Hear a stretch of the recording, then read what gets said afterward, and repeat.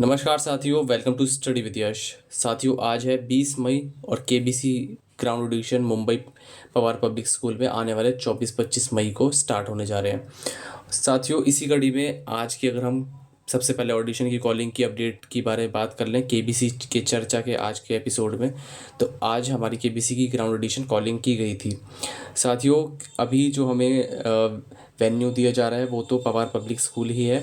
साथ ही साथ अगर हम बात कर लें डेट्स की, तो डेट अभी 24 और 25 मई ही दी जा रही है जिन भी साथियों को ग्राउंड ऑडिशन की कॉल आ रही है।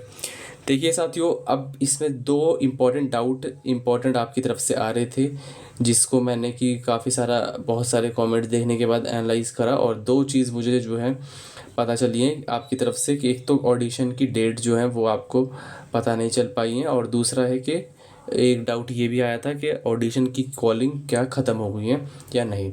तो बात करें सबसे पहले साथियों, ऑडिशन की डेट नहीं पता चली, यानी कि आपको कॉल तो आ गया लेकिन आपको जो डेट है वो सुनाई नहीं दी। ये बात मैं भी अच्छी तरह से समझता हूँ, क्योंकि जब ऑडिशन का कॉल आता है तो कभी कभार क्या होता है, आवाज़ अगर आप स्पीकर पे भी डाल दोगे तो कभी कभार आवाज़ एकदम तेज़ हो जाती है, फिर कभी कभार डाउन हो जाती है, तो अप डाउन होता रहता है उसमें आवाज़, कभी तेज़ कभी धीरे। तो और इस वजह से कई सारे साथियों को जो अपनी जो डेट है वो नहीं सुनाई दी अच्छी तरह से।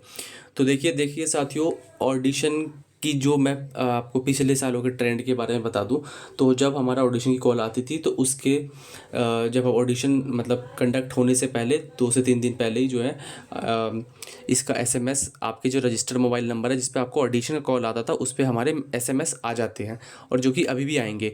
लेकिन साथियों, अगर वो एकदम एंड मौके पे आए, यानी कि मान लीजिए 24 घंटे पहले आए या 36 घंटे पहले आए, तो उस मौके पर आप जो है अपनी जो टिकट्स हैं वो बुक नहीं करा पाएंगे, क्योंकि आप भी जानते हैं कि बहुत सारे साथी जो हैं वो दिल्ली से भी आ रहे हैं। क्योंकि अभी पर्टिकुलरली जो पता चला है वो 3 स्टेट के बारे में कंफर्मेशन मिली है, एक तो महाराष्ट्र है ही है, उसके अलावा हमारा गुजरात है और दिल्ली है। तो जब साथी काफ़ी दूर से आ रहे हैं तो जायज़ सी बात है कि साथियों आपकी जो है आप अपना हार्ड अर्न मनी जो है खर्च करेंगे और फिर यहाँ पे ऑडिशन देने के लिए आएंगे, तो आपको डेट क्लियर होनी ज़रूरी है। देखिए साथियों, मेरे ओपिनियन में, अगर मैं ये मेरा ओपिनियन है, आपको आप अपने विवेक के अनुसार इसको जो है फॉलो कर सकते हैं। तो मेरा ओपिनियन यहाँ पे ये है कि देखिए साथियों, ध्यान से सुनिए।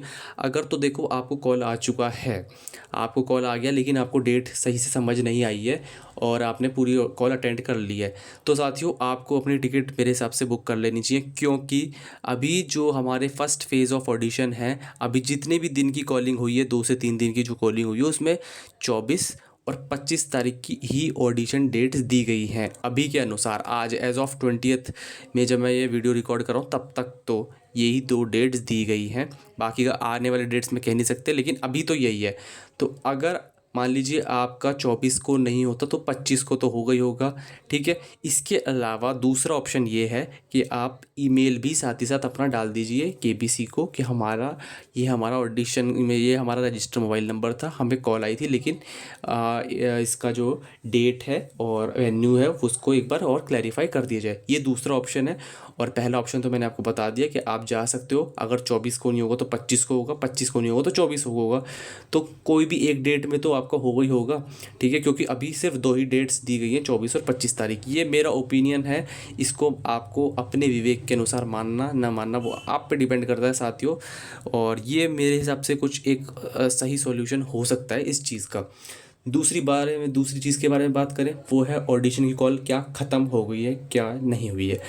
देखिए साथियों, जब भी अगर मैं आपको पास्ट हिस्ट्री उठा के देखें हम, मतलब 4-5 साल, ज़्यादा दूर भी नहीं जाएं, अब लास्ट ईयर की बात ही कर लें, तो अगर मैं करेक्ट हूँ तो पिछले साल जो हमारे ऑडिशन हुए थे वो 5 दिन के आसपास हुए थे। 3 दिन मई में हुए थे और 2 दिन जून में हुए थे। 7 या 8 या 9 को हुए थे जून में दिल्ली में, और 26, 27, 28 यही कुछ डेट्स थी जिसमें मुंबई में हुआ था।